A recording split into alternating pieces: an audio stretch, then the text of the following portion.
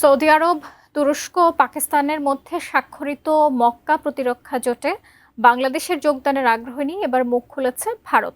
দেশটির পররাষ্ট্র মন্ত্রণালয়ের মুখপাত্র রণধীর জয়সওয়াল বিষয়টি নিয়ে সরাসরি প্রতিক্রিয়া জানিয়েছেন। কি বললেন তিনি, আর কেনই বা মক্কা প্রতিরক্ষা চুক্তি ঘিরে এত আলোচনা? বিস্তারিত জানাচ্ছেন এসআই রাজ।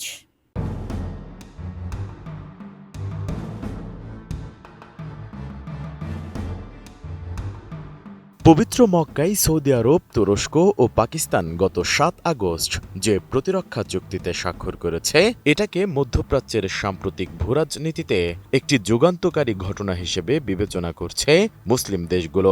চুক্তিটি ঘোষণার পরপরই আন্তর্জাতিক কূটনৈতিক অঙ্গনে প্রশ্ন উঠেছে, এটি কি কেবল ৩টি মুসলিম দেশের নিরাপত্তা সহযোগিতা, নাকি মধ্যপ্রাচ্যে মার্কিন নেতৃত্বাধীন নিরাপত্তা ব্যবস্থার সীমাবদ্ধতার বিরুদ্ধে একটি নীরব বার্তা? এমন সব প্রশ্নের মধ্যেই এবার মক্কা প্রতিরক্ষা চুক্তিতে বাংলাদেশের যোগদানের আগ্রহের বিষয়টি সামনে এসেছে। পররাষ্ট্র প্রতিমন্ত্রী হুমায়ুন কবিরের বরাতে একটি প্রতিবেদনে এমনটাই জানিয়েছে ভারতীয় সংবাদমাধ্যম দ্য প্রিন্ট। শুধু তাই নয়, বিষয়টি নিয়ে নিজেদের অবস্থান পরিষ্কার করেছে নয়াদিল্লি।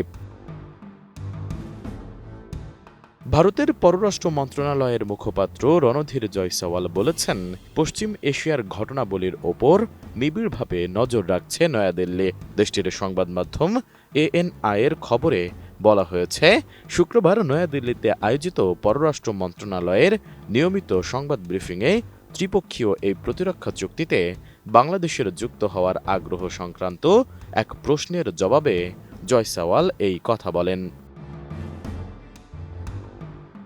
নতুন বাংলাদেশ গড়তে এলো জুলফিকার স্টিল। জুলফিকার স্টিল। ব্রিফিংয়ে এক সাংবাদিক জানতে চান, সৌদি আরব, পাকিস্তান ও তুরস্কের সামরিক জোট এবং এতে বাংলাদেশের যুক্ত হওয়ার গুঞ্জনটি ভারতের জাতীয় নিরাপত্তা এবং আঞ্চলিক স্থিতিশীলতার ওপর কী প্রভাব ফেলবে। জবাবে মন্ত্রণালয়ের মুখপাত্র রণধীর জয়সওয়াল বলেছেন, পশ্চিম এশিয়ার পরিস্থিতি নিবিড়ভাবে পর্যবেক্ষণ করছে নয়াদিল্লি। এ মুহূর্তে এ বিষয়ে আর কিছু বলার নেই। তবে তিনি জোর দিয়ে বলেন, ভারত তার জাতীয় স্বার্থ রক্ষায় প্রতিশ্রুতিবদ্ধ এবং যে কোনো পরিস্থিতি মোকাবেলায় প্রয়োজনীয় পদক্ষেপ নেওয়া হবে। এদিকে ওই সংবাদ ব্রিফিংয়ে বাংলাদেশের প্রধানমন্ত্রী তারেক রহমানের সম্ভাব্য ভারত সফর নিয়েও প্রশ্ন করা হয়। জবাবে জয়সওয়াল জানান, সফর নিয়ে এই মুহূর্তে নতুন কোনো তথ্য নেই। সফরের সময়সূচি চূড়ান্ত হলে তা গণমাধ্যমকে জানানো হবে। এছাড়া ব্রিফিংয়ে গঙ্গা পানি বন্টন চুক্তি নিয়েও কথা বলেন ভারতের পররাষ্ট্র মন্ত্রণালয়ের মুখপাত্র।